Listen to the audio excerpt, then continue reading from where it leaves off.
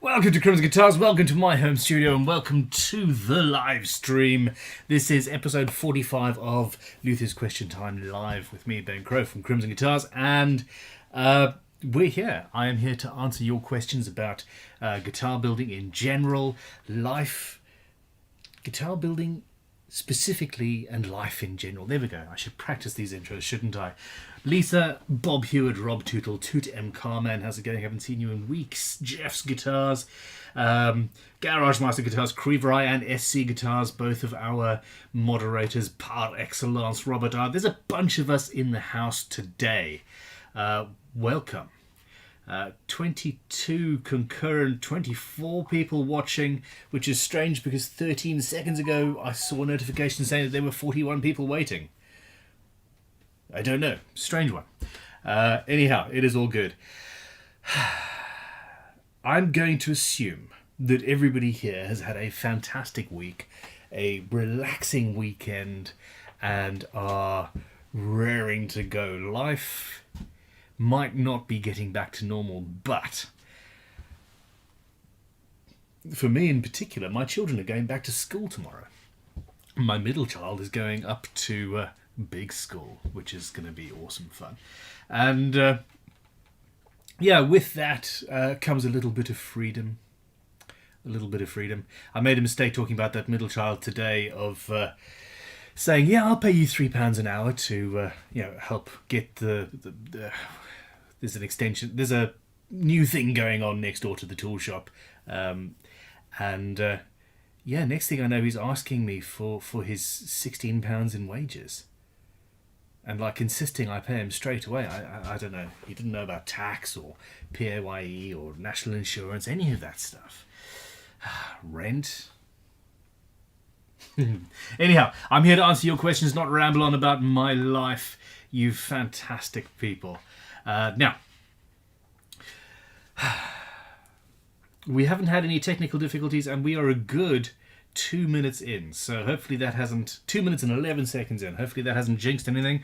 I saw somebody bet we were going to have 10 seconds. Yep. Stephen Clark. Bob Hewitt put his money on 13 seconds for tonight, so Bob, pay up. Come on. Okay, anyhow, questions. So last week we had a very, very good stream, actually. Albeit I ended up calling quits a little bit earlier than usual due to a very, very horrible headache. But it is the way it goes. So we had a question here from Crevery, actually. He said, strange design ideas in my head. Would it be possible to have a neck-through guitar with two separate acoustic tops below and above the through neck? Essentially, that's the sort of thing like... that would be similar to my GGBO guitar. It acoustically would make no difference whatsoever. Essentially, what you're building is a guitar where the top and the back don't vibrate in the same way as an acoustic guitar. You have... because the through neck is inhibiting both the back and the top from vibrating, you're essentially creating a multi-piece chambered solid body guitar, which is fantastic. I mean, that's... oh, there we are. 4 minutes. We got 3 minutes and 44 seconds in before I had an error with the camera. Can you believe it? So I think I'm going to have to start using my other camera, to be honest. This is the EOS 90D, which is my main the main camera I film with on a daily basis. But every now and then it throws up this error. Hi, how you doing? But anyway, we are back in. So yes, and this is a way that I'm planning on building guitars moving forward to a certain extent, is the very, very lightweight, yet still with the solid body characteristics.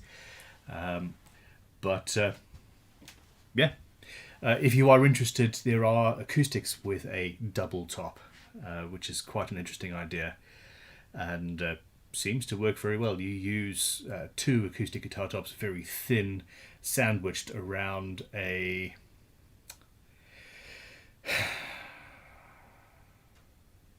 a substrate. I can't remember what the stuff is called. I've got the word Norcan coming in my brain. I'm pretty sure that's something to do with partaking in illegal drugs. Let me know. Too much information floating around. I've got our first super chat of the day. Bob Hewitt. He says, dang it, only 4 minutes and 30 seconds off. Lol. It's one of those things. I just can't seem to... When we first started the live stream, it was using the GoPros, and I've got a nice new GoPro which automatically does all of it sort of stuff, but it gave a horribly widescreen and deflected image for one, but which you couldn't adjust, and started throwing up issues because it's going via Wi-Fi essentially. We're now hooked directly into the internet and wired up to the camera and all of this sort of stuff with a hardwired, really nice Aston microphone in the ceiling and all of this jazz, and something goes wrong every single time. Anyhow. So Bob did pay up. Thank you very much. If you have a question that is burning and you desperately, absolutely, certainly want me to see it, then a super chat is the way to do that. If not, we will muddle along and see where we go. Okay, so yeah, my headache last time was due to diabetes and not eating very well, and last week. And Creever Ice says, yeah, type 2 diabetes is reversible to some point, which is true. He says these horrible, horrifying words: strict diet plan and sports! Exclamation point. Yeah. I've started playing badminton with the kids, which is great fun, actually. My sports is standing behind a workbench all day. Okay. Glass coffins. Will they be popular? Remains to be seen. That was from from Stephen. Okay. Shout out to Jason Smith. This has come via Ricky. Jason Smith built his first guitar using the Crimson Guitars stains and guitar finishing oil. It's a fantastic looking crimson red, of course, Telecaster, and yeah, nice looking instrument, dude. Well done. Yesterday's video, Stephen says, honestly, I think the BBC saw the PRS relicking video and thought, let's give that a go. I'm not sure why I gave the BBC that accent. That is hardly proper. The BBC, we talk like this. SC Guitars has sent £5. Dude, I pay you. You're not supposed to pay me. Episode title: Luthier lasts 4.5 minutes before a technical difficulty. Wait, I think I saw that on anyfanfrets.com. We were sent that. Somebody bought that, and I need to actually utilize it. Okay, come on then. There are many things that we need to do, including onlyfanfrets.com. Jaybird Customs is in the house, as is Stephen Clark. He wagered on 3-minute delay while I tried to change camera batteries. I've got a lot of camera batteries charged up. And there's another one going. Woohoo. Seriously, be careful with batteries and leaving them charging and all that jazz. My Safi is the lady that runs my vintage tool shop for me, and her garage burnt down 6 or 8 months ago. I thought that was a good reason to give her a day off. And it was due to the fact that they were charging some batteries in there that caused a fire. It's horrific. The insurance, of course, reneged on the whole, hey, you pay us money, we'll pay you back if something goes wrong deal on a technicality. And they lost about 40 grand worth of tools. Luckily, though, her Myford NR7, much like my one here, hadn't actually been moved into their new property yet, so that was saved. Okay, now... Questions. Give me questions. Ben, do you have any tips for restoring Tenon Saws or removing rust from the blade? This is from Mr. Zombie 170. Zombies are frightening. I made the mistake of showing the movie Serenity to my he must be about 11 now-ish. And we got about halfway through before life happened, but my wife is now very annoyed with me because apparently that's too grown up. Stephen Clark sending me a super chat just because I was on time. Well done, my man. Okay, now, restoring Tenon Saws, etc. First of all, get lucky and buy one pre-restored from vintagetoolshop.com.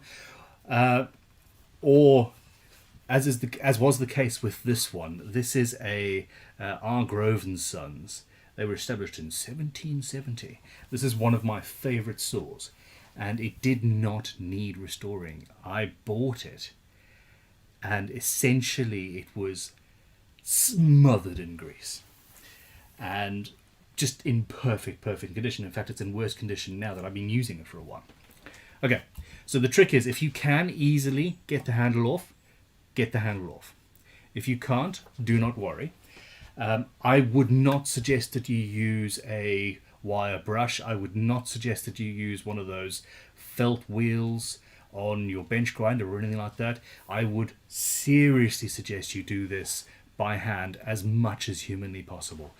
Go back and watch the recent video that I did of restoring a Spears Ayer panel plane. And in that video, what I did was I used a flat chisel type, a budget. This is an incredibly cheap brand new tool. I mean, £10 for the set, I think. Machinist's scraper. And this gets the rust off, and you can go and watch that video to see what you're doing. But you do not want to bend or deflect the blade in any way, shape or form. So as much as possible, I'm not going to move anything that's on the workbench. Give me there you go. This will do. Rest the saw on a piece of wood so the blade itself is what you're pushing against. Do not suspend the blade in any way, shape or form in the air while you are putting any tension on it. Push it off the edge of your bench, potentially, so the brass back and the handle are off the edge of the bench, and then scrape away and clean in exactly the same way that you saw me restore that hand plane. Where possible, buy a saw that is already nice and straight. It is not easy. It is not easy to straighten out a deflected blade. And in some cases it's basically impossible too. The final tip is, oftentimes you will need to file the teeth back so that you've got no teeth at all on the front, and then just completely recut the teeth.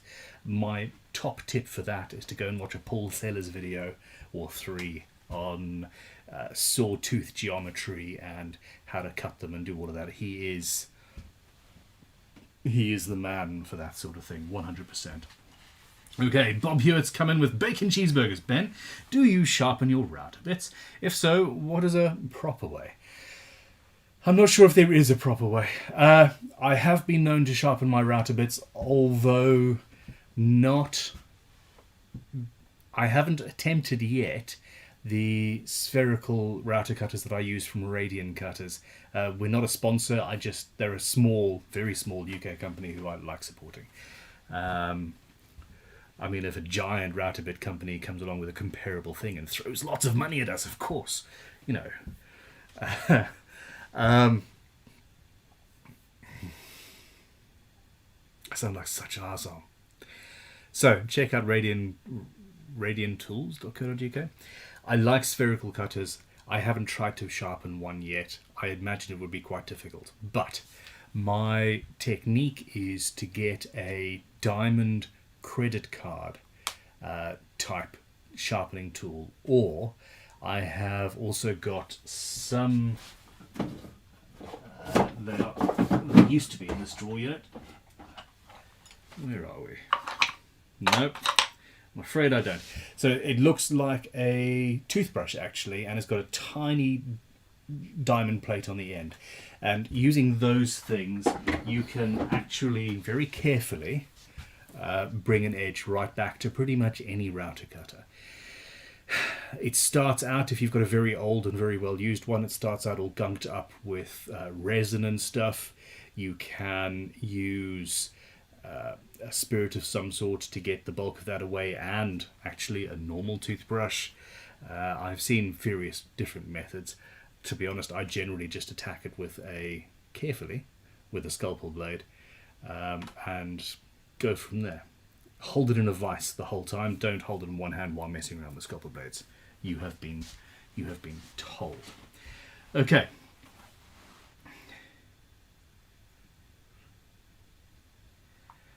Questions. Robert R says, okay, Ben, fess up. What's up with Nebula 2.0? Everybody thinks that there's something wrong with Nebula, when in reality the something wrong was me. So yeah, here's Nebula. She's fine.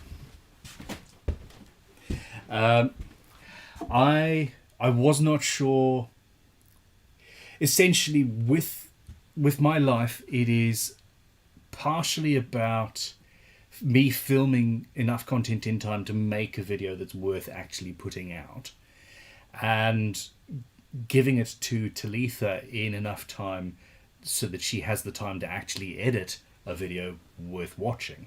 And for example, that video that you watched this weekend, I assume, of the BBC where they destroyed my guitar and I restored it, that was only a day's worth of filming over 2 days, but it was, basically a good working day's worth of work, and running backwards and forwards with the camera and all that jazz.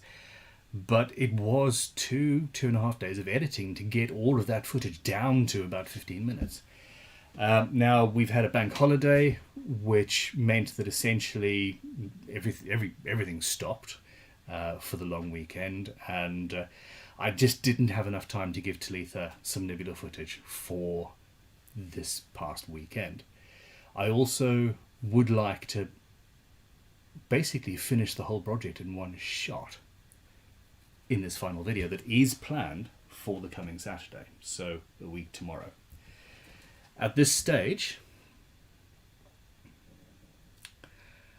I have done the most nerve-wracking bit. The other reveal averted. I didn't have, also the week before, I hadn't taken delivery yet of a pickup that I was happy with. That has finally happened, but I was also designing the bridge, because the bridge is going to be fully custom made, and without the pickup I didn't feel comfortable designing the bridge because it all goes together, and that put further delay on things. Anyway, look, I'm talking too much. Yesterday, almost totally without mishap, I managed to... Can you hear my puppy? That's the nervous one, that's the boy. I managed to cut this chunk of wood out. 4 holes. And 4 perfect saw cuts.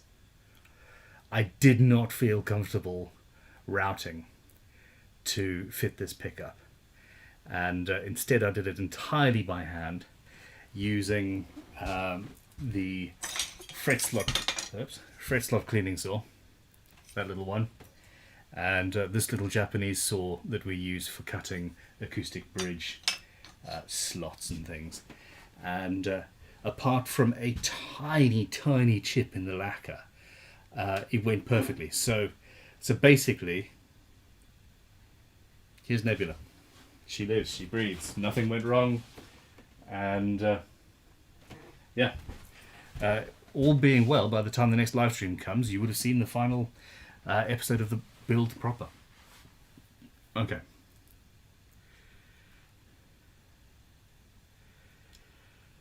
Okay, so we're talking about HMRC. John Morris says, "Hi Ben, I've just bought a used Hamer Californian with a broken neck pickup. As it's an angled single coil, would there be, personal dislikes aside, any issues installing a sustainer system in it?" One of the biggest mistakes I've made in my life.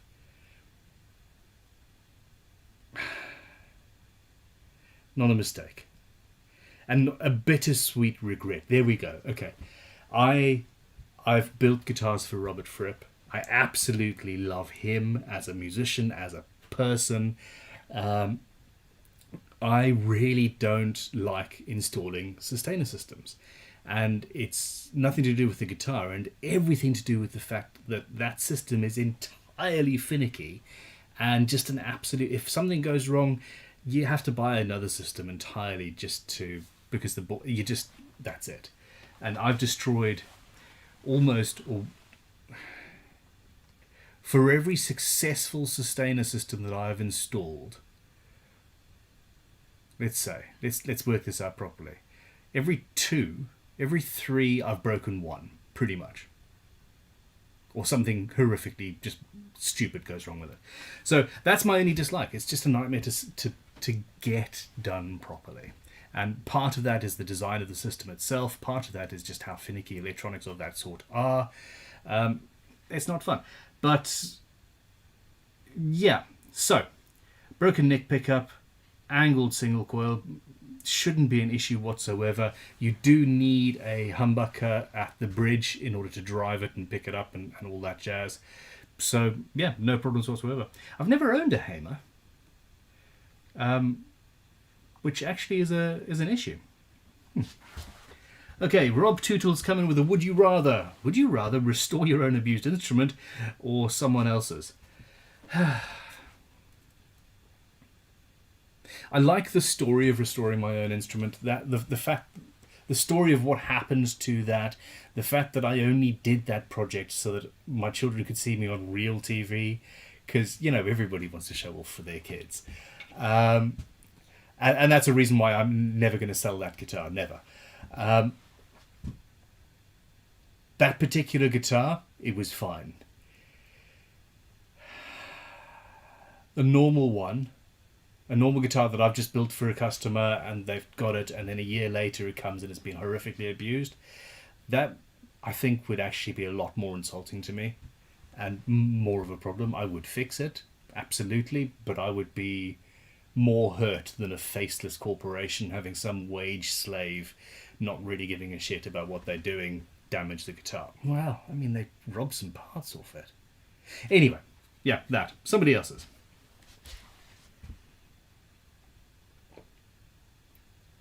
Neil Jugs says, do you need a tenon saw if you don't make any tenons? Lol. Well, I just did all that work on Nebula using a fret slot cleaning saw, and it came in very useful. And tenon saws, you can always take up amateur surgery. Right? No, stop it. Mr. Zombie 170 has come back and said, my Tenon Saw is a 1960s, almost mint condition Tyzack & Sons and Turner saw. Nice. It just has some surface rust on its blade, and the brass back has weird brown tarnishing. The blade is straight, only one tooth missing. Sounds lovely. Sounds very, very lovely. Tyzack & Sons and Turner made fantastic saws. One of the first saws I sold at the vintage tool shop. I bought, it was a Tyzack & Sons and Turner number 130, I think. And it was a very common one was, say, a 120, for example, and would sell for maybe £20. And I bought this saw for a couple of quid, expecting it to be one that I would sell for 20. But for some reason, it was one digit out, it was rare, and it sold for over 100 quid to some guy in China or Japan, something like that. And that was at the point where this wasn't a business. It was just me dipping my toe in, and I'm like, oh, there's profit to be had here. Do it! Okay. So yeah, with the weird brown tarnishing on the brass back, I would use, if you have them, fret polishing rubbers. A medium, a fine, and a super fine will do that perfectly fine. You could just go at it with Brasso really would work very, very nicely. Fret rubbers will also work getting mild surface rust off. If it's more than that, then yeah, you need to go. Another option, and actually this is something I should have mentioned earlier, is to use a fret leveling beam with, say, 400 or 600 grit paper on it, depending on how rusty it is.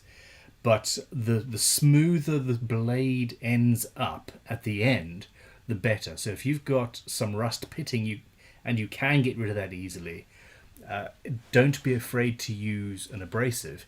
Just be aware that if you go down to, say, 180 and you're putting scratches into the blade, you're going to have to sand back through the grits from 180 to 240 to 320 to 400 to 600 or thereabouts, in order to get a blade that is nice and smooth and will go through the wood nicely.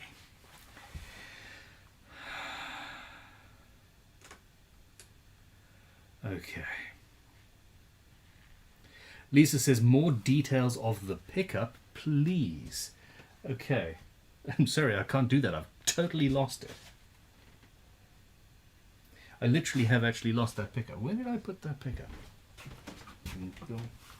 Not in my pocket. Okay, so... Wow.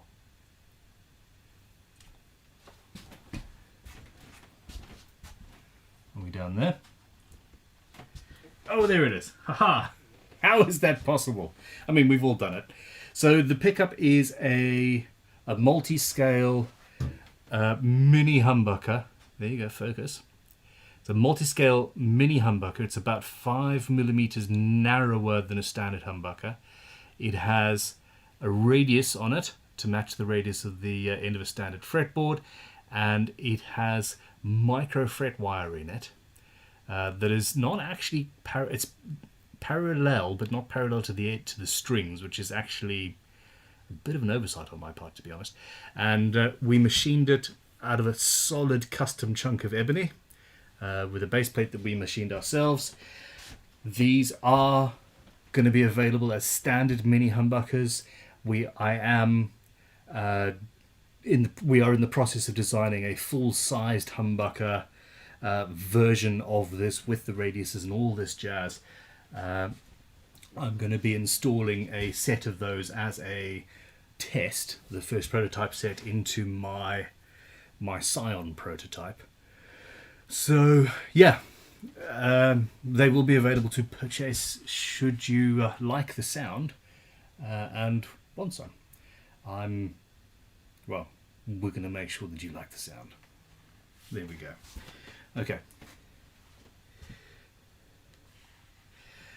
This was a continuation, actually, of another project that I've got going on. At the same time we were designing the very, very thin pickup, the original pickup for Nebula, we were working on the same pickup, essentially, but to go on jazz guitars as a neck-mounted pickup or a scratch plate-mounted pickup. And I've got a guitar that we've fit one of those onto, and I need to do some work on that myself. So there we go. Okay. Creever, I sent me a question from Bill Tranter, who says, "Hi Ben, what nut material is best to use in your opinion? I love your videos, mate." Thank you very much. Here's a bit of a warning. I have got a clickbait as title coming at some point. I want to do a video called... I've got it written down somewhere, but the gist is tone nut ... Is tone wood real, or is it all in the nuts? Something along those lines. I've got something that actually sounds better. I've fluffed the delivery here. I think that the nut is much more important for the sustain and how the guitar will sound and ring out, etc., than many people give credit. I would say that it depends entirely on what you're doing. If you're building a jazz guitar, there is an argument to have an ebony nut. It softens the entire thing down. It creates that sort of a tone that you want. It technically the slots will wear down a little bit faster, but you're talking decades. It's still a light of decades. Now, for a standard guitar, I would say bone is right up there, really. So bone is right up there. I do like brass. I enjoy working with brass as well, actually. And what you're trying to create with a guitar is good sustain. Once you've got a guitar that will sustain for as long as you want it to, then with the pickups and the potentiometers and the capacitors and all of that jazz, then you can dial in the exact sound that you want. You could even remove some of the sustain if you don't like it by then going and changing to, say, a Graphtec nut or well, you name it. There are many, many different options. So yeah, go with something that is nice and bright and hard. Carbon fiber is actually... I really like the sound of carbon fiber nuts on a guitar. I think that's that one... There's that PRS video where he drops nuts and says, oh, this is the proprietary one. I think that one is actually carbon fiber or something similar. The only issue with that is that carbon fiber is not good for your lungs. So when you're working on them, it's a bit less good. So Joe Brown says, hi Ben, have you decided a name for the GGBO model yet? I voted Admiral and something else that I can't remember. To be honest, I haven't. There is a list at headquarters, and I need to go and have a look at that and actually make up my mind. Naming stuff is the most difficult. It really, really is.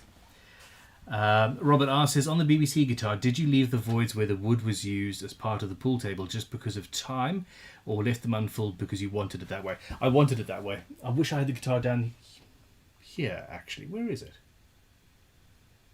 It must be down here somewhere. Huh. Oh, there it is. Okay. Yes. So those voids are there. It had massive, like 8-inch or 10-inch. That's 8 inches, right? Big bolts. Big bolts with massive captive nuts on it.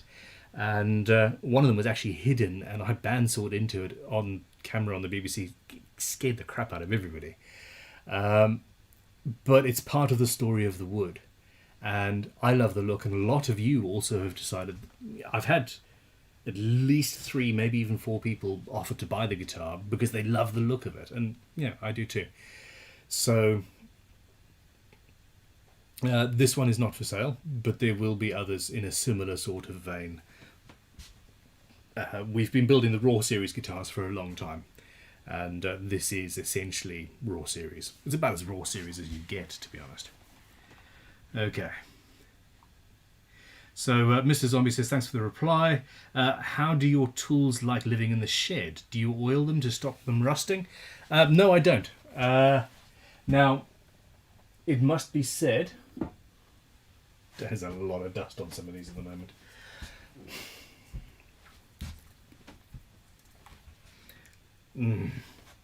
Okay, question first. I have a dehumidifier in here. I've got a shed that I built not too long ago.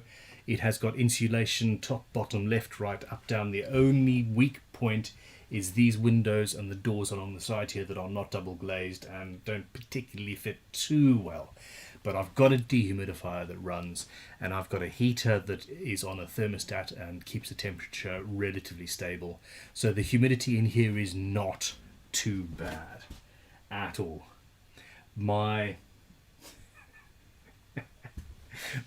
moisture meter from Wagner is up at the house. I don't trust the sensor in my Gecko's vivarium, and I want to calibrate that with the Wagner one. Anyway, and I use the tools so often and see them even if I'm not using them. So if something did develop, then I would notice.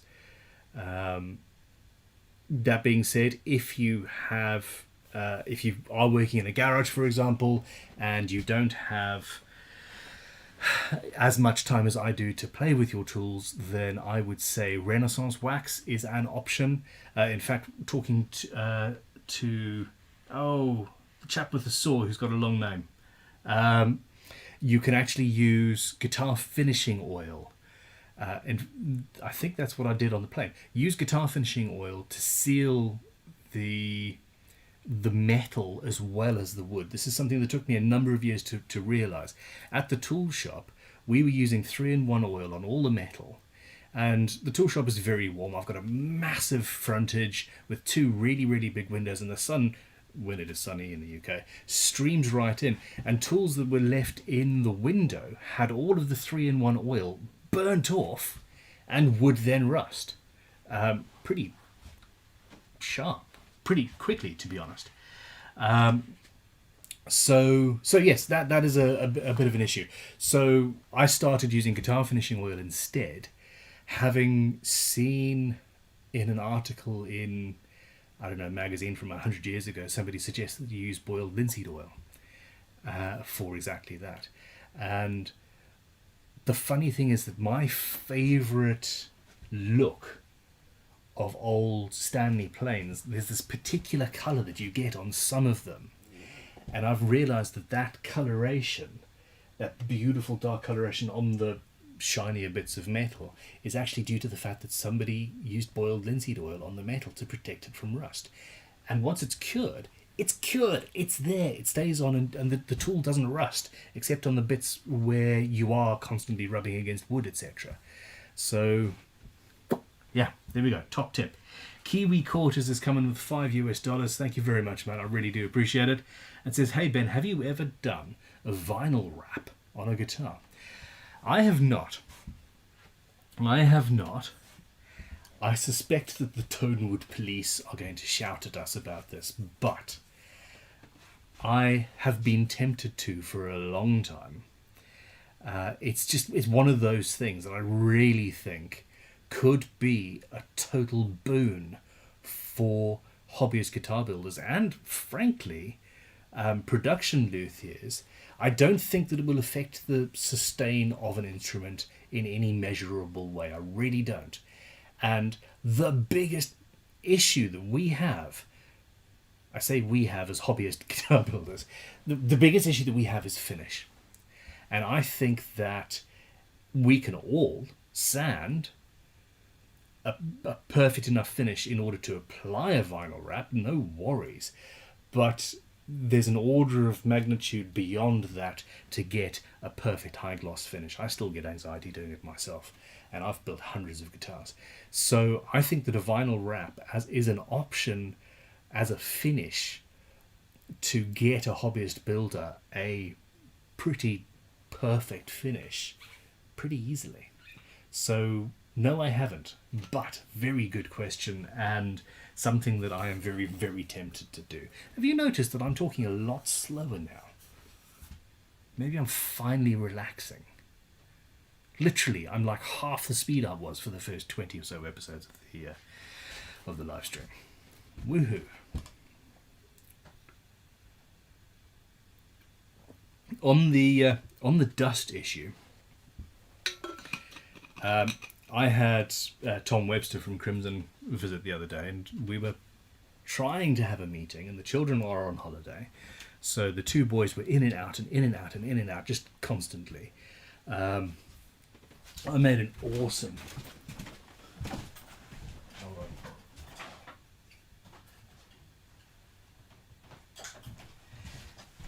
I'm really proud of this. I was going to make a miniature crossbow, and yeah, I made this for Orson the other day. But yeah, the boys came in, and I had Byron, who is the 7-year-old, sitting here next to me, very carefully dusting down most of the planes with a little brush. Loved it, absolute blast. And then he sort of disappeared, and he walked up to Tom and said, "Oh, Tom, can I hug you?" And Tom was like, "Probably not. We're in a global pandemic, you dirty little toe rag." And Byron said, "Well, actually, I just wanted to get behind you." And the next thing we know, this this little boy has done the exact opposite of what I've always told him to do, and he saw a nice green button on my Triton planer, which he of course pushed. I shit myself, Tom shits himself, the boy almost literally shits himself.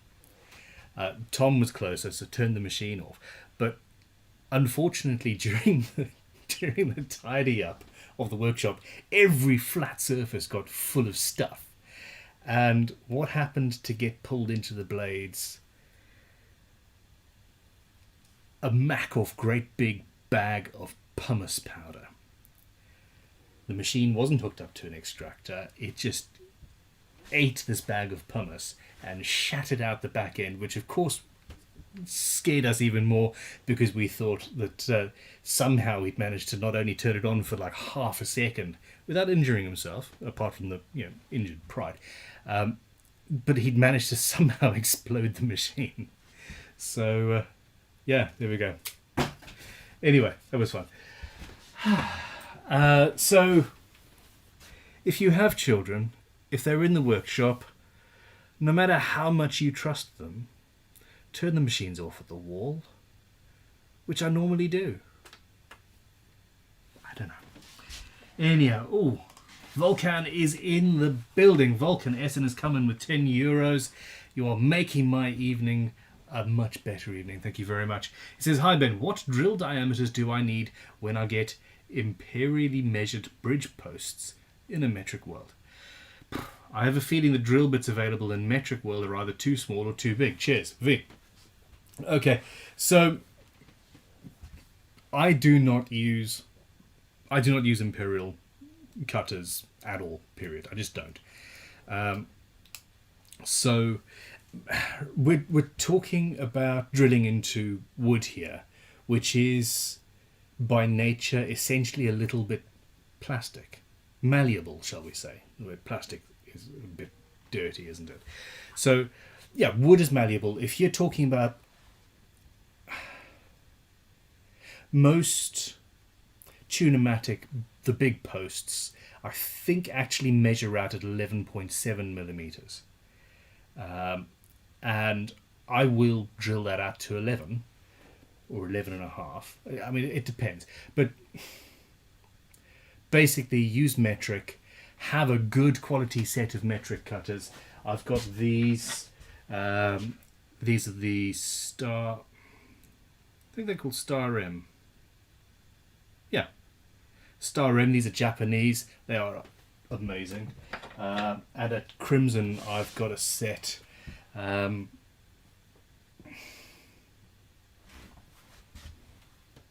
Yeah, Famag.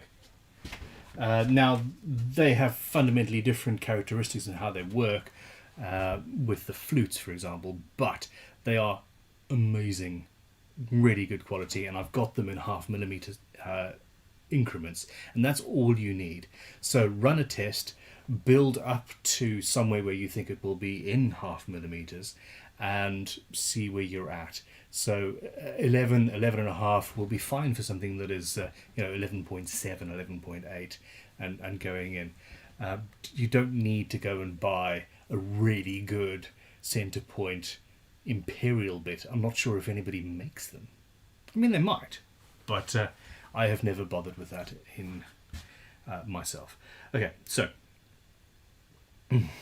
Stephen from SE Guitar says, does anyone else remember years and years ago when swirl dipping / hydro dipping was a massive trend? Have you ever done any dipped guitars? Opinions? Tacky or cool? I think your question was a bit tacky, to be honest. But no, I do remember, and I remember talking to this one UK guy who did it and had massive videos. In fact, it's probably still the video that comes up if you talk about hydro dipping. I've never been tempted, which surprises me because, hey, I play with funny finishes as a matter of course. So yeah, I mean, I've been tempted. I've never done it though. I think it's because there's a barrier to entry with regards to getting chemicals that release the surface tension on the water, and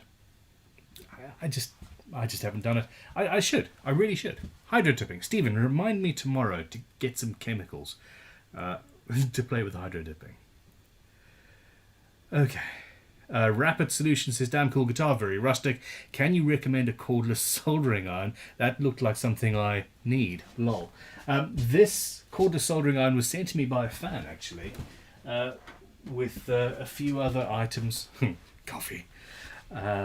And it's by Ferm, F-E-R-M, and it's only... It's SGM 1014 soldering iron. 4-watt lithium-ion battery and maximum 8 watts of power at the end here. But you click it on for a while. It takes a little while to warm up, and then it does the thing. It's got a little thing there, and it's not hot enough for some applications. I was just rewiring, but to actually wire something to the back of a pot from scratch, it's not powerful enough to warm the pot up enough to get the solder to adhere initially. But in general, it's actually a really cool little thing, and for a rewire, saved me some time, and I really do appreciate that. So yeah, it's cool. I've never looked into cordless soldering irons before, and that just arrived, and I am a lucky man, I must say. Okay. Question from Creever, actually, says sharpening. Waterstones, question mark, diamond stones, question mark, scary sharp. Why did I do that in that voice? What is the maximum grit one needs for a sharp blade? Honing guide, yes or no? Why? Okay, so I use Sharpening ceramic Waterstones as my favourites. My favourites, I love them. Now, yeah, I absolutely love them. They're great.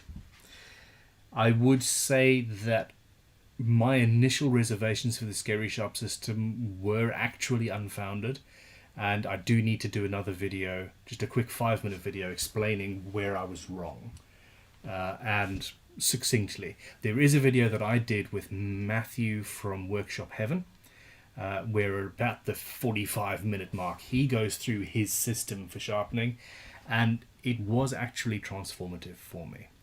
Now, his system uses a honing guide. I do not use a honing guide because my former master who taught me how to build early Baroque instruments hated honing guides. And you do what your master says. So I've taught myself how to do this without a honing guide. Having a variation of 1 or 2 degrees, for example, will make no real difference to how your chisel feels or works. Okay, a paring chisel, you want to have it at, say, 30 degrees. Okay, a chisel that is going to be doing harder work, 25 degrees, and essentially that means that you've got a chunkier bit of metal behind the blade so that it doesn't go as blunt as fast, but it can also, it reduces chipping and breaking when you're smacking it with a mallet, making that mortise and tenon joint, etc. So but a 24 degree angle or a 23 degree angle or so, it makes no real never mind. Now, if you don't use a honing guide, to then go and start using one actually artificially constrains you, and it means that the feel, it means that you have to dial it in to exactly 25 degrees, and then you put a micro bevel on and all that jazz. I don't do that. I can feel when I'm on the edge of the blade, whether I'm using Scary Sharp or whatever, and you go and you do it. Now, using a honing guide and dialing it in does mean that you can have all of your blade stones or whatever you're using to sharpen your tool. You put your chisel in the honing guide. You dial in the angle that it's at and has been at for a long time, and you go flip, flip, flip, flip, flip. Flatten the back at each level as well, so you flip, turn over, etc. And in about 30 seconds, you've got something that's actually pretty damn sharp. Doing it by hand does take longer. So there's arguments for and against. Very good question. Vulcan has come back with another €5 and said, "Hi Ben, how do you sharpen these half-round chisel-like thingies that are used for curve carvings?" I don't know their actual names. Cheers, V. Okay, gouges. So,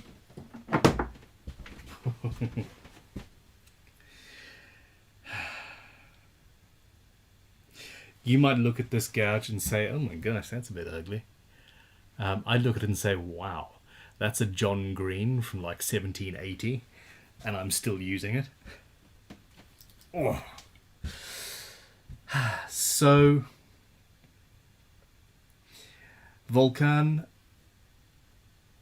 I've done a video all about this, and you should go and check it out where I go into greater depth. Essentially, you've got the internal curve. You need to use a, it's called a slipstone, and essentially a slipstone is kind of a tear-shaped stone, and you can get them in various different grits and grades, and you use that on the inside, okay, on that flat surface. The curved surface you can either rock it on blades, on sharpening stones or sandpaper or something like that, or use the trick that I mentioned in the video, which is essentially you force the blade through once it's relatively sharp and nick free, so you've got to manually do that. You force it through a piece of wood to create the curve that you want, and this one comes pre-curved to a particular radius, but I'll actually force this through just a standard piece of relatively soft wood, and then use a polishing compound to polish front and back, and you can match the radius perfectly, and that gets you really good sharp gouges. The thing is, this radius, this curve, it changes depending on what the tool is, and there are hundreds of different variations depending on who sharpened it last. I would suggest you get a 5 or a 6, I suppose, for general work, and maybe an 8 or a 10 sweep, which is smoother for making everything a little bit finer. Okay, tidy up as you go then. Okay, we're coming up on 9 o'clock. There's 95 of you and only 49 likes. I'm officially disappointed.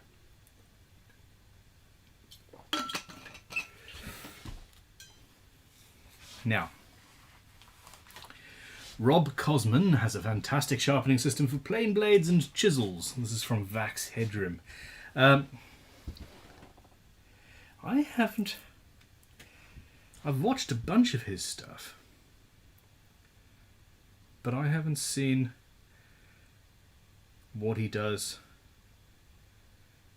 Sharpening station. Let's have a look. If I have enough of a signal. I doubt I do. Okay, so it looks... Okay, it looks fairly standard to me. I'll have to check that out later. Sorry. Okay, but he does some very cool stuff, actually. Rob does. Robert R says, Fish does make both imperial and metric brad point drill bits. I have a set of each purchased from the Amazon. I would love to stop using Amazon entirely, but it's also basically impossible, isn't it? Okay, so yeah, there is then an argument for saying don't necessarily buy a full set of Imperial, but if you know absolutely this particular size is going to come up again and again and again, for example, the Tunematic posts, buy a single good quality drill bit for 10 or 15 quid or euros, or dollars, I suppose, although you're more likely to have Imperial. Play nice, man. Already. Stephen Clark says, gorgeous gouge. You are so right. Okay.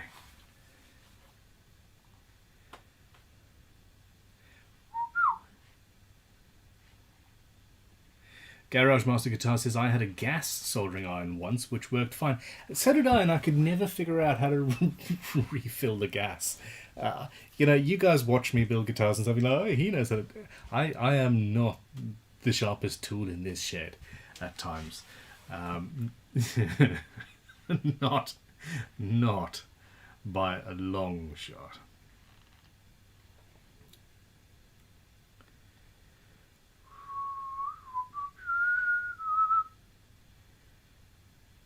Okay, so apparently Borgonian Evolution tells me I need to use and get a TS100 soldering iron.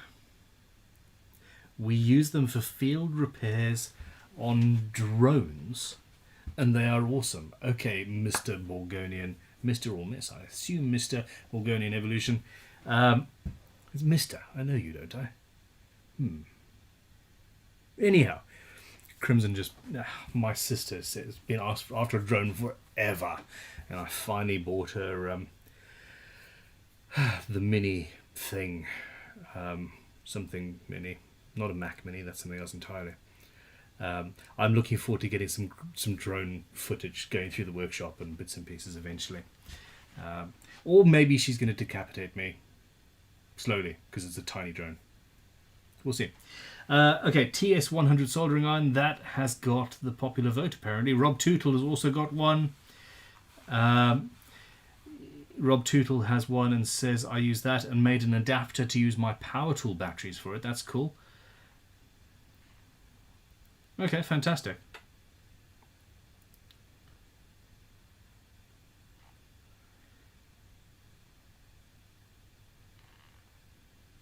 Stephen Clark says, I can see a black and red swirl dip descendant looking great. Yeah, I really can too. It's something I should do. Okay, Lisa is saying that we're slightly out of sync. Can you guys tell me, in general, how we're doing? V has come back in with another €5 super chat. Says, Crimson Oils. Hi, Ben. When wiping off the excess after 10 minutes, or so, it does depend on the temperature.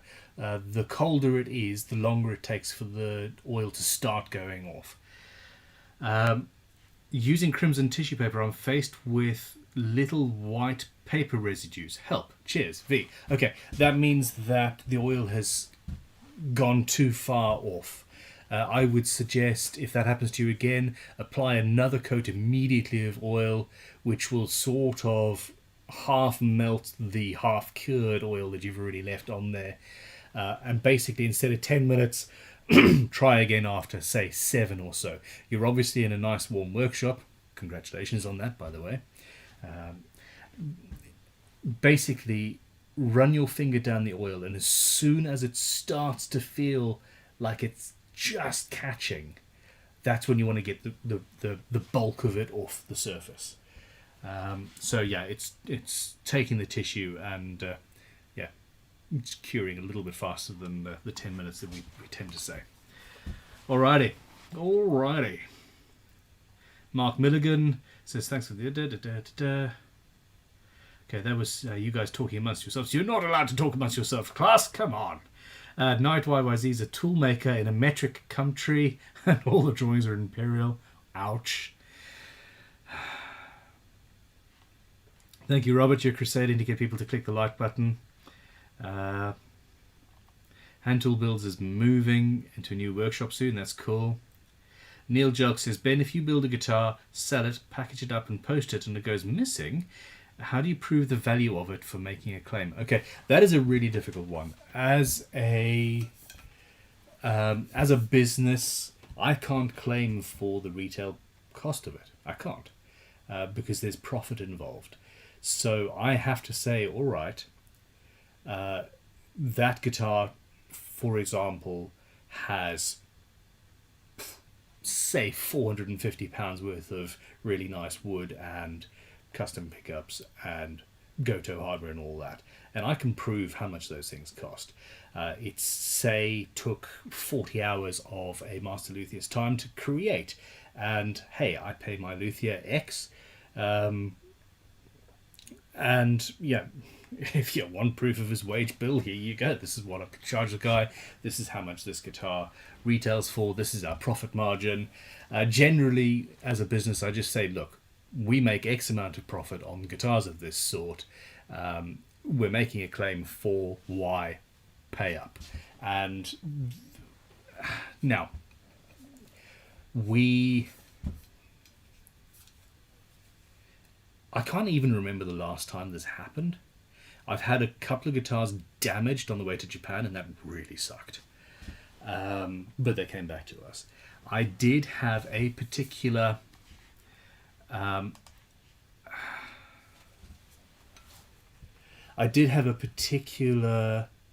musician order a guitar while he was on tour to his hotel, and of course it arrived at the hotel after he had left.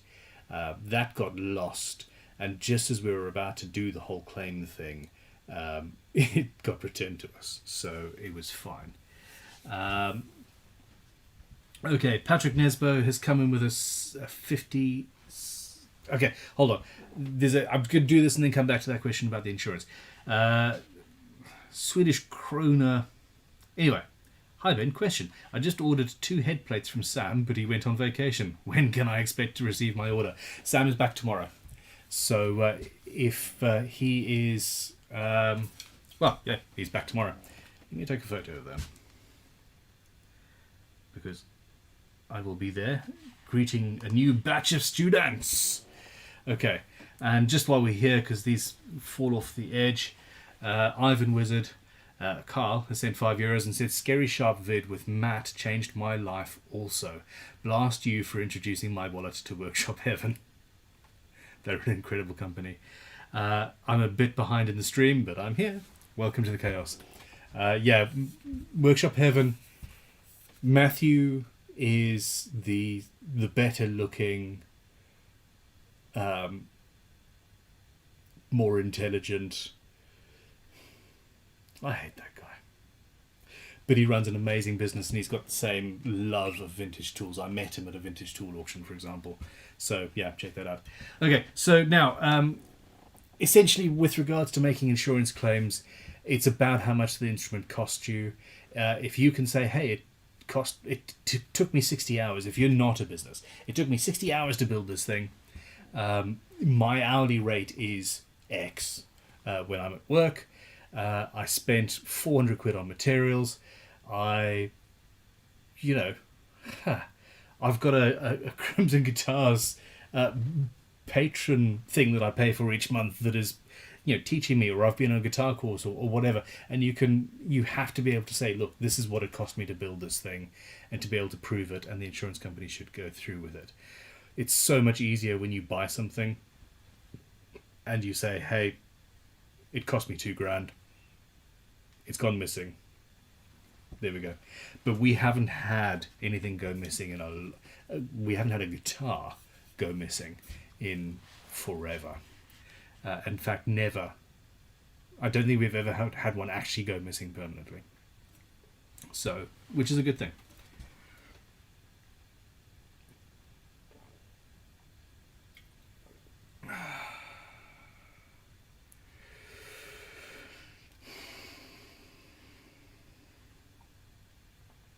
Handtool Builds says, as a dad of 2 7-year-olds, that story made me laugh out loud.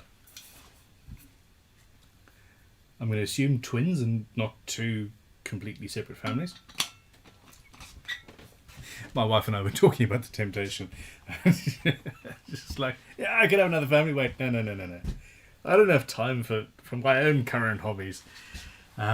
We decided that, to be frank, it would be just much better to cohabit with sort of a commune style.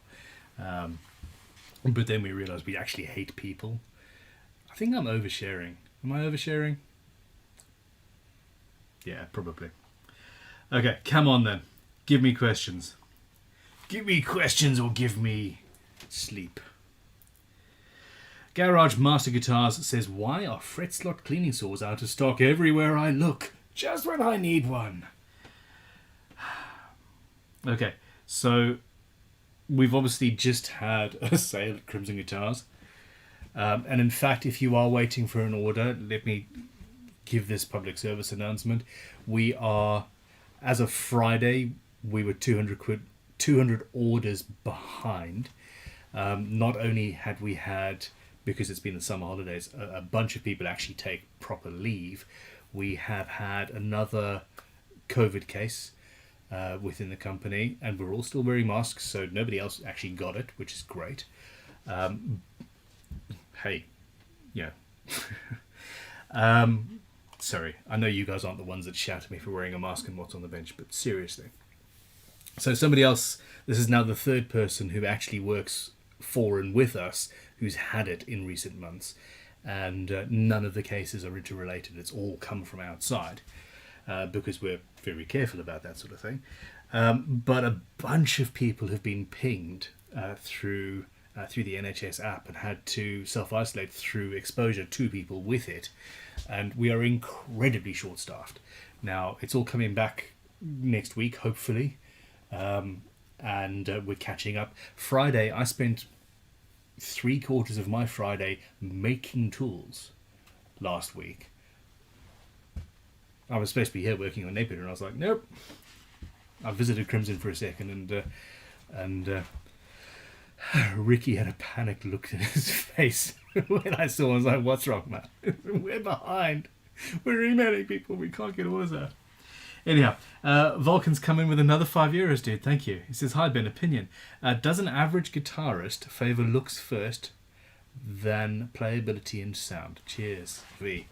An average guitarist will tell you that sound is what they go for. But when they buy a guitar, it's because it feels nice and it makes them feel nice. We don't buy things.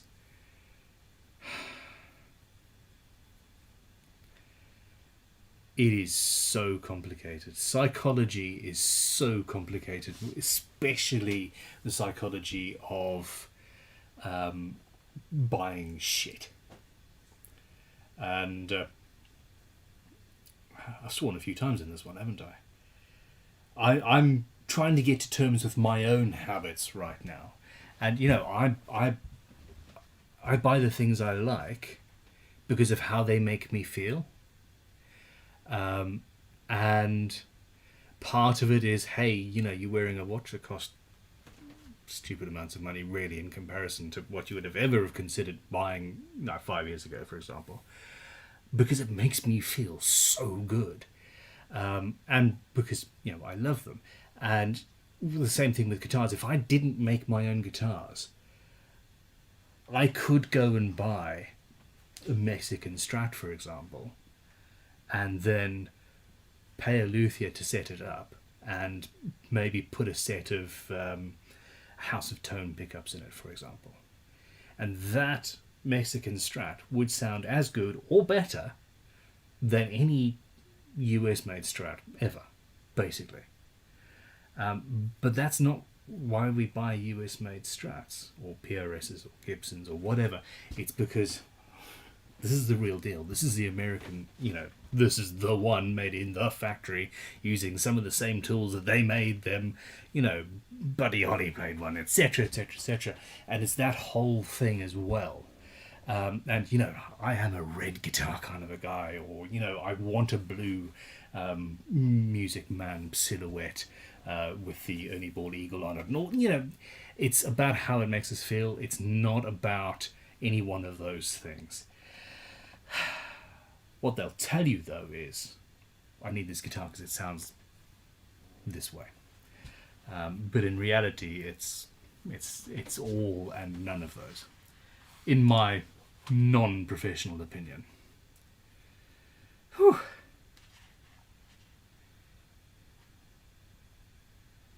Oh, Mark Milligan says, I'm in the process of doing a hydro dip film guitar, something similar. Cool. Neil Jelks says, anything you put on the surface of an electric guitar, in my opinion, is going to have zero effect on the sound. I to a certain extent, maybe not quite zero, but damn close. I think. Okay. Creever says I'm not out of sync. Questions. Oh, Chender.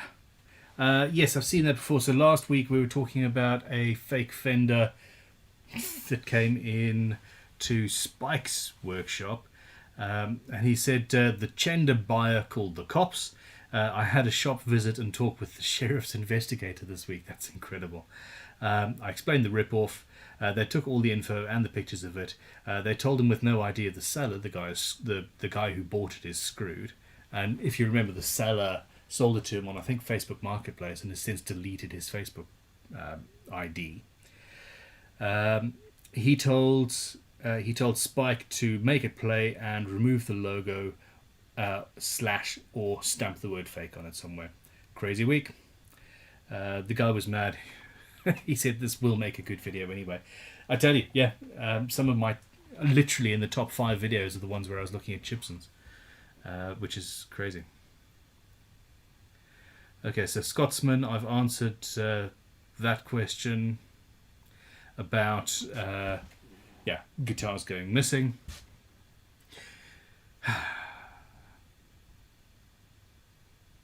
Okay, Sven Clark has come up with another question for guitar finishing oil, actually. When applying penetrating finishing oil, how long do you recommend allowing it to cure fully before final assembly? The Crimson bottle only has recommendations for curing time between coats. Normally you would allow 72 hours for tongue oil after final coat. Is this also the recommended curing time for penetrating guitar finishing oil after about 4 or 5 coats? I have been known to put a guitar together straight away, which is probably not the best advice. When I'm doing the 6-hour builds, or for example that guitar that the BBC destroyed. Now that was a clickbaity title. It was true, but clickbaity. I would generally say 24 to 72 hours or thereabouts is fine. The longer the better, of course. Everything's off-gassing. It will be mostly cured at the end of 24 hours and you should be all right.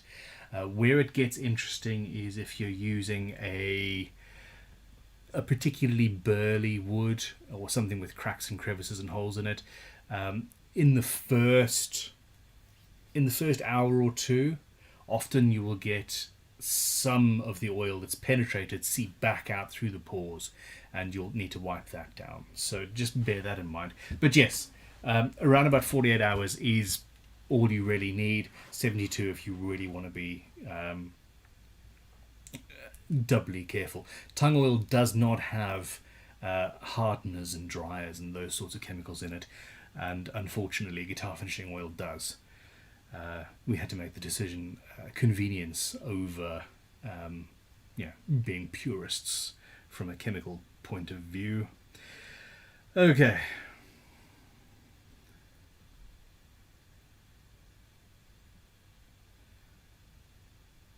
And Creever, I made a really nice box out of a gorgeous piece of walnut, black walnut or claro walnut. It even looks like. That's stunning. Okay, you guys are not, however, looking over my shoulder. So there we go. Okay, those questions are done. Kiwi Quarters is coming with another $5. Sorry, thank you very much. And said, have you seen the Warmouth video where they prove tone wood is a thing? ? So, prove. My ears couldn't hear a difference. Is it really a thing? Reaction video, anyone?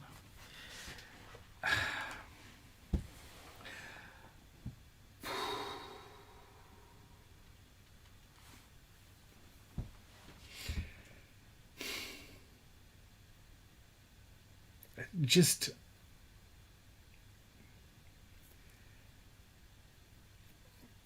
I'm sorry. This is just one of those things. Okay. So in as much as the timber choice will certainly have an effect on the feedback loop of the vibrations in the instrument and thus the sustain of the instrument. And I do believe that sustain and how the notes ring out, I do believe that that is part of this amorphous thing that we call tone. Okay. The wood will have an effect on that.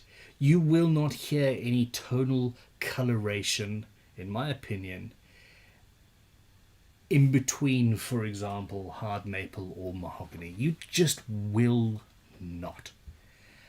Period. You just won't. You might notice a difference in how long the instrument rings out for. And that should be a measurable thing. But to actually hear a difference, no.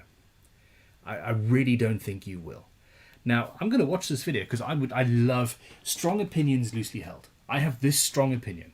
I think the tone wood is maybe, or wood, sorry, is maybe 10% of the character of a guitar, maybe 20. Not more, nowhere near more. I think the nut really does have more of an effect on how the guitar sounds than that. Certainly the pickups do. Absolutely the controls, etc. And again, maybe 10% of it is your construction method. So, yeah, I'll watch that video. And if they can prove to me that tone wood is a thing for electric guitars, cool. I'll make more money. Seriously. You know, I sell guitars. It's not the biggest part of my business, but it's a part of my business. And I can say, hey, I've gotten this wood here, and it's, you know, from the thing and the stuff and the nonsense, the virgins have cried on it, and that's made it the best tone wood in the world because of silica and silt. And yeah, it's the silica and the tears of the virgins as they cried on it, and then we dried it, and then we triple dried it and steamed it and then dried it and did it again in the thing with a vacuum. Quote me. And for all of that stuff, I'm going to charge you an extra 50 quid per cubic foot or whatever. It is a money grab. Now, and, you know, Bournemouth, they make good guitars. But they sell tone woods, and they sell tone woods at a premium. And they will say, you could buy this guitar for X, or this kit for X, but if you got this, you know, it's going to sound brighter, it's going to sound, you know, etc. And we're going to only charge you 75 quid for that. Frankly, buy the wood that looks good to you and that you feel comfortable with. And that's what you're paying for.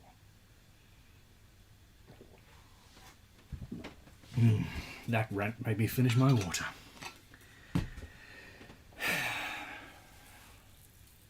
Okay.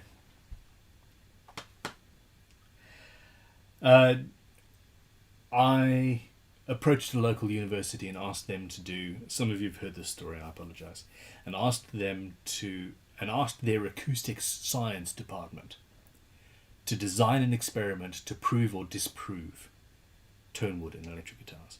And the guy went away, and 6 months later he came back and said, I can't, because I, as a professor in this field, have looked at everything, and I don't want to waste my time designing something that I know is going to prove that it isn't a thing.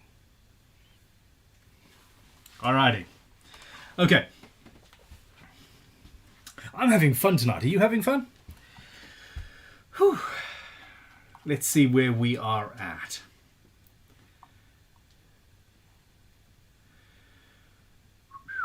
Kane Harkins says, I'm hoping to get one of the Record Power BS250s, but we'll have to wait for a hospital visit on the 8th and then until my birthday on the 11th before I can start looking if I get enough cash together.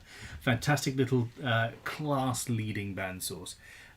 Not quite big enough to do to split a top, book matching, all of that, but good enough to do pretty much everything else that you really need to do on a guitar. Jan Morris says, ooh, the old tone wood debate, and then the crying, laughing emoji.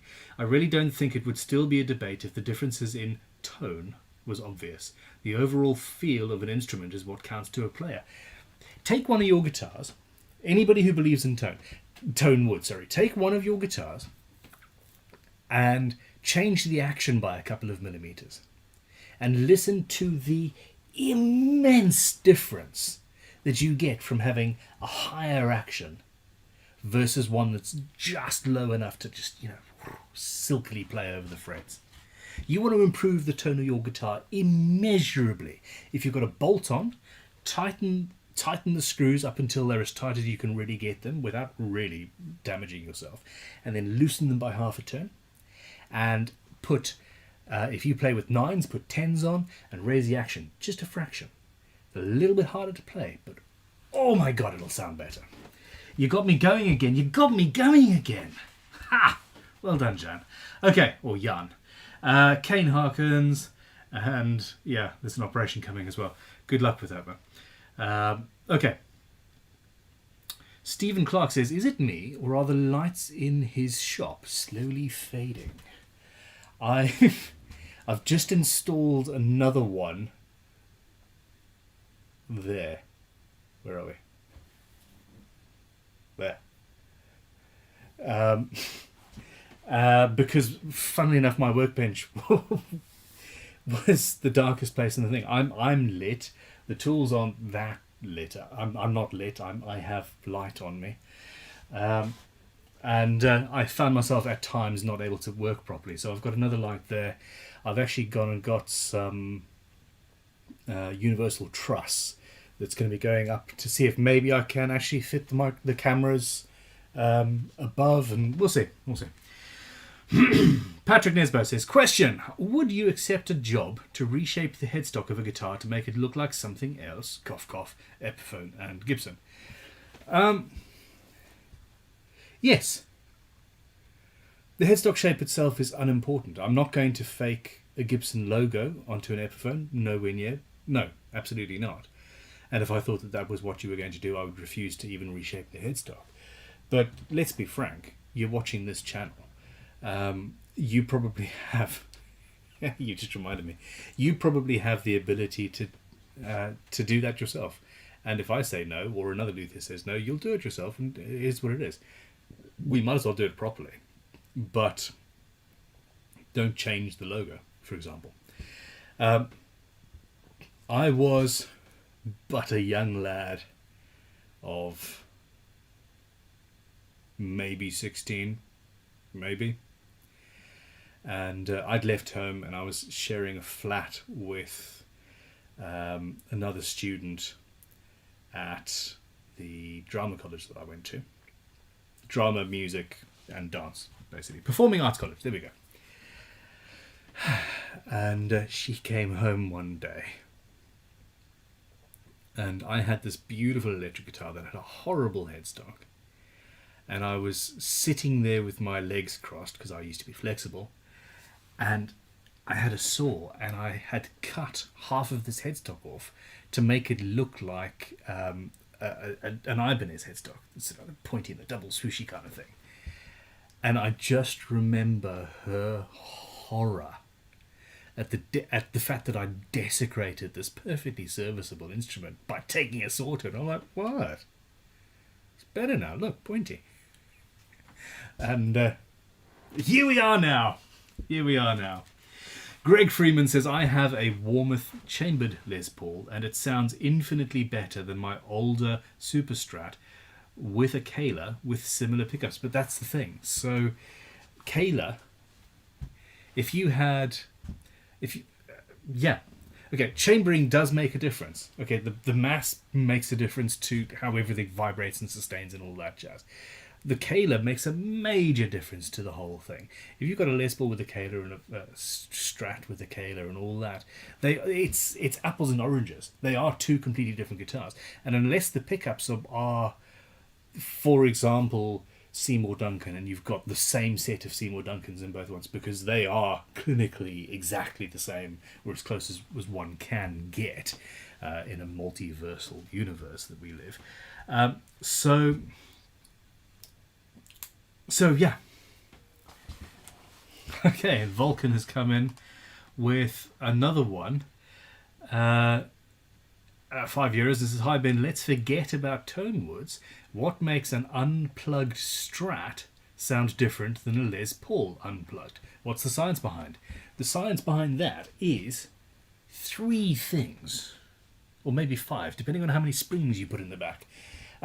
You've got a tunematic bridge that is slammed into the wood as tight as it will go, with a tailpiece similarly so. You've got a different break angle, you've got a different scale length. The scale length makes a difference. It really does. And on the Strat, you've got this weird floaty chunk of metal pivoted up against 6 screws. And you've got springs. Do a thing. Take the springs of your Strat, if you haven't done this yet, and push some hard foam inside each of those springs next time you take all the strings off and all that jazz, and see how much of a difference that makes to the sound of your Strat. Physically, they are completely different instruments on a substantial level, and it's not just the wood that's different. It's nowhere near the wood that's different. Every single thing about that guitar is different. Yeah.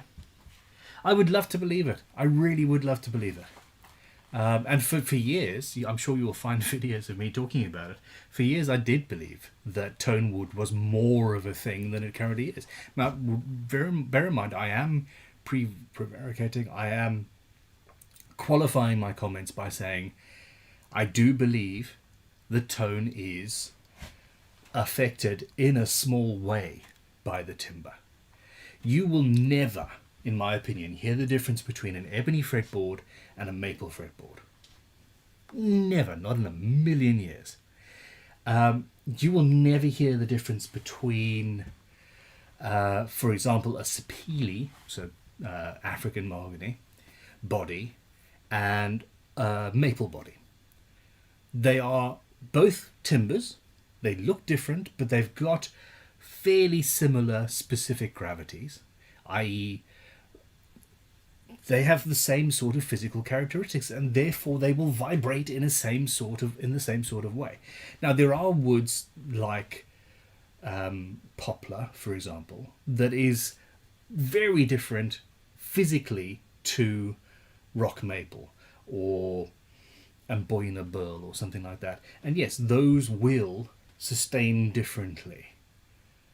But I don't think that will shape the tonal palette of things as much as any of the other ingredients in the build.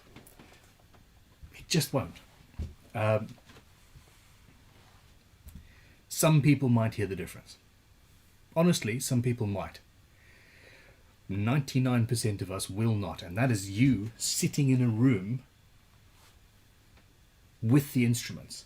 Once you've put it through an amp, once you've put it into a recording system,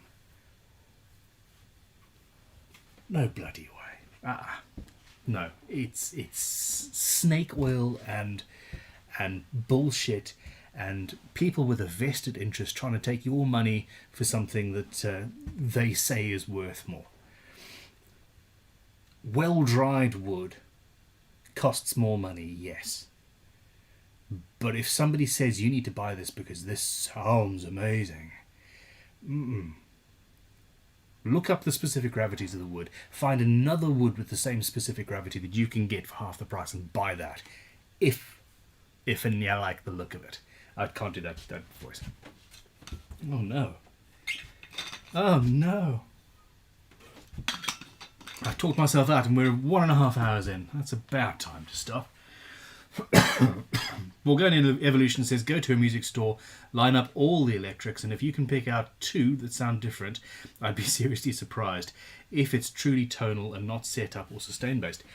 It's as much set up as anything, as I've said. Okay, Joe Brown says, what's the latest on your various projects? Book, hand tool only, coffee, whiskey, hotel. Hotel?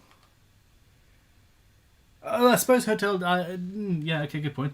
Reinventing guitar making department, etc. Okay. Book, nothing has happened for a little while. I have really fried recently. The hand tool only build is coming. Coffee, I found another company who I really, really like and would like to work with to roast it, although there's now two that I really like, so that's a bit of a problem. How does one keep two girls going at the same time, as it were? There is a whiskey guitar coming. I've got a whiskey barrel to make into a guitar. I dearly want to do that. I am looking at selling a few watches to potentially buy, or at least put together a deposit on a flat so that I can rent a flat to students who come to us. That would be a cooler experience, i.e. one of my guitars on the wall to play, and amps and bits and pieces like that. So it's just more in keeping with the fact that you're there for a guitar course. That would be fun. Reinventing the guitar making department. That is actually what I'm planning on doing tomorrow. And that's not only going to reinvent that, it's going to reinvent the YouTube channel to a certain extent as well. So watch this space. Let's see. I want to do more builds where you just see an entire build in one shot.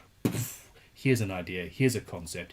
I don't necessarily build every single facet of it, but I work with the team at Crimson and you get just one really cool video. I will still also be doing the builds at home.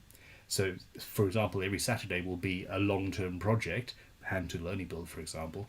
But at other times, you'll just get a surprise project out the blue. Yeah, check this out. It's got whatever. My current big project is I for years have been saying to my landlords at the vintage tool shop that if any of the units next door to me come available, I would quite like to expand the vintage tool shop into them. I've since learned that if I do that, there's going to be a very large rates bill. Commercial businesses in the UK pay essentially a tax on having space. And if I move into those, I'm essentially would put the tool shop out of business. It doesn't make a profit, really. It's there for fun, for me, and to get tools into people's hands. So, unfortunately, the landlord said, hey, I've got this space. You said you wanted it, so there you go. Sign here. What do I do? So what I've done is I've kind of got a bookshop, an old bookshop, secondhand books. I've always wanted a library and a bit of a gallery space going on.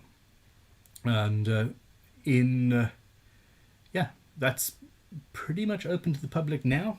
Still needs a little bit of stock in there, but that was fun.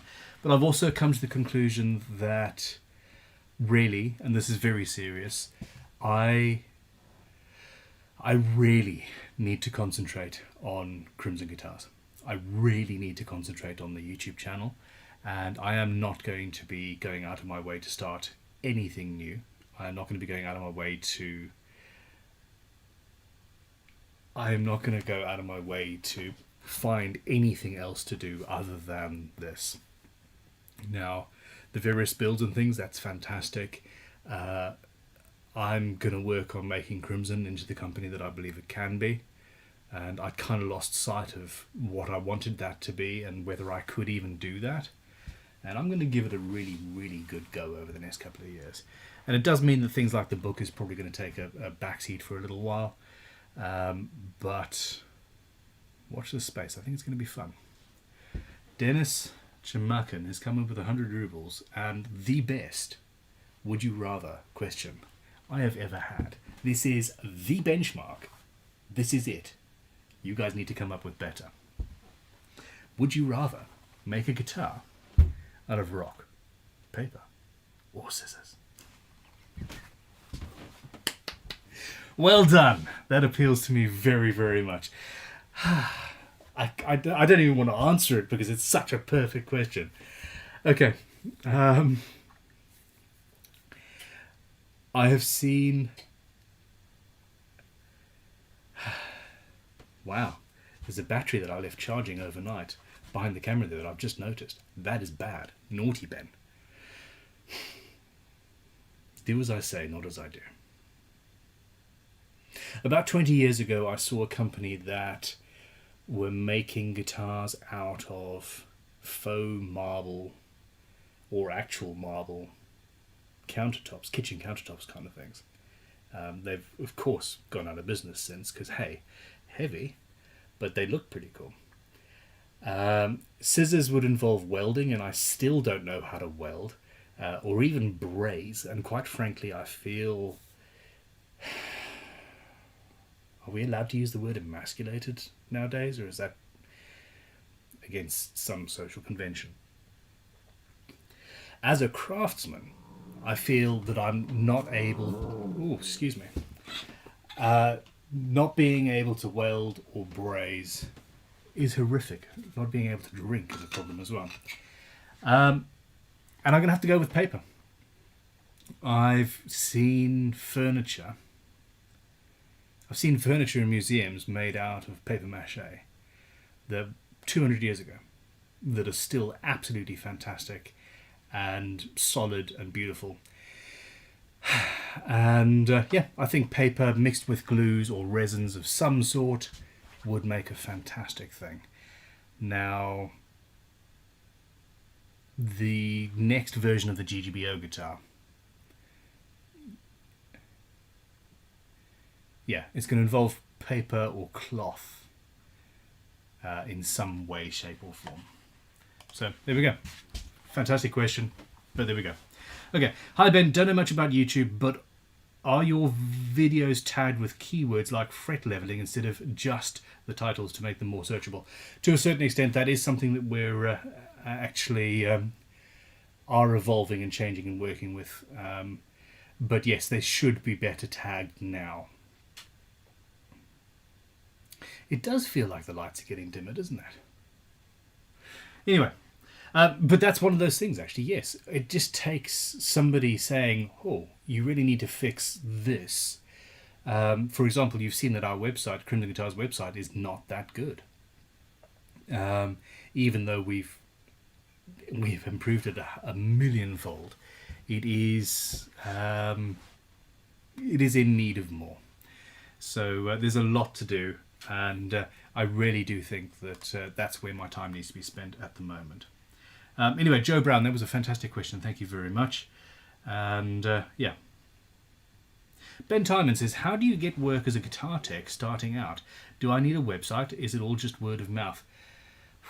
Well, if you're a social person, and I am not, then word of mouth actually is a really good thing. Going to, well, okay, assuming that this global pandemic of nastiness isn't a thing, going to open mic nights and making friends with as many musicians as you can is a really good way. Yeah, but also there is a legitimacy that is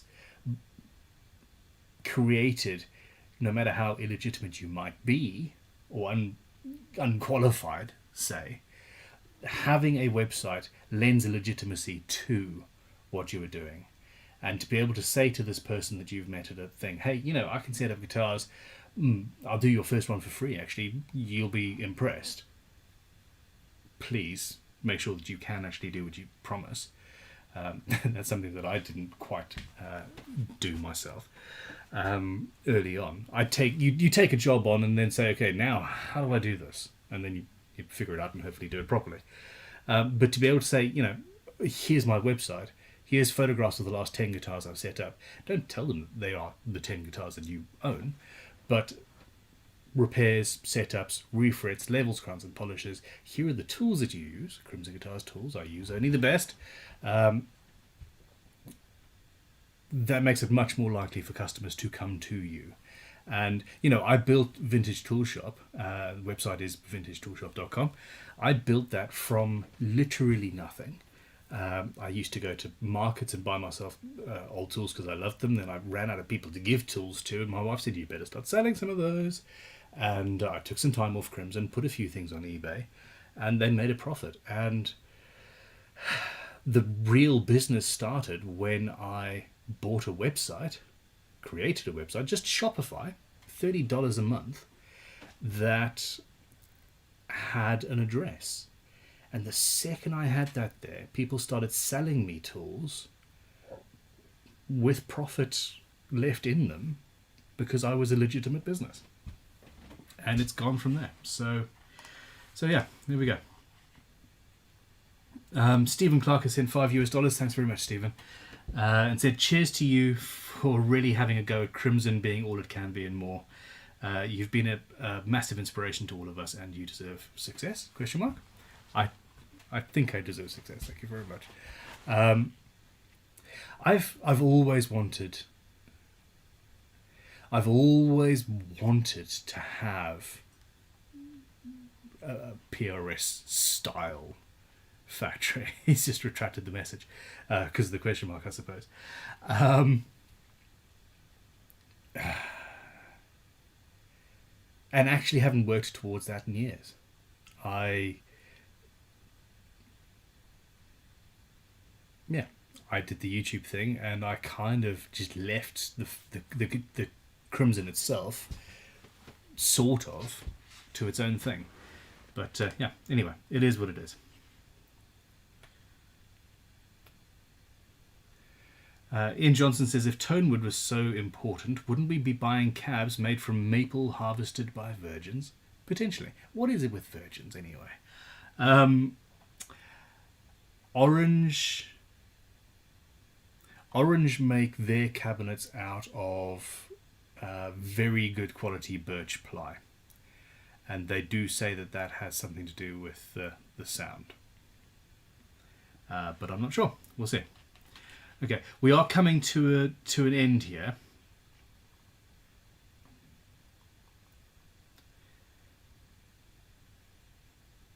Vax Headroom says, question about fretboards. My 12-string 1982 Alvarez Yairi DY76 sounds great. Has some very worn areas on the fretboard. Is there a straightforward way to fill these depressions? Really rip the frets out and level it down. So sand down the whole fretboard to give it a nice radius. Anything other than that would be obvious, really, basically. And if it's needed, if it's bothering you, then yeah, that is the accepted way to do it. And you also get Julia Child says tonewood is absolutely a marketing gimmick.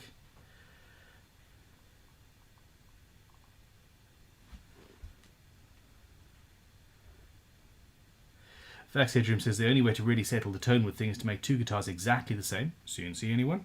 One from hard maple, one from poplar. Exactly the same hardware. See if there's a measurable difference. I think I'm going to do something like that at some point when I can afford to just, play.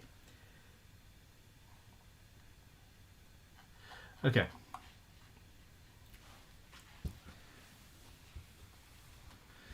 Okay, Robert R. saw the Fender one where they built a guitar out of corrugated cardboard. Funky looking, but played alright. Funky looking, looked great. So now this is the other thing, and this is the final thing that I'm going to say in this argument, actually, is to a certain... Like I said earlier, you get two different woods. One sold as a tone wood for huge amounts of money. Another with the exact same specific gravity, which is essentially the weight. And they will sound exactly the same. You can find other materials with that exact same specific gravity and would sound similar. Now, grain would make a difference.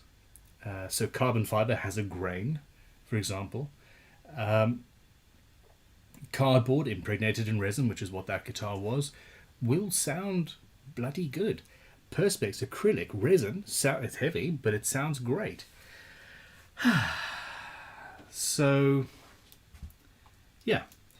Guitar Addicts Workshop says for cabinets they use high quality birch ply because it does not contain any voids.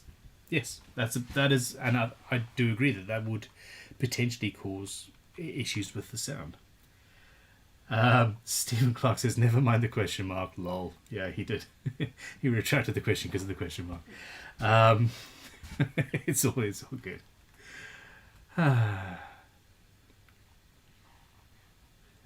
Okay.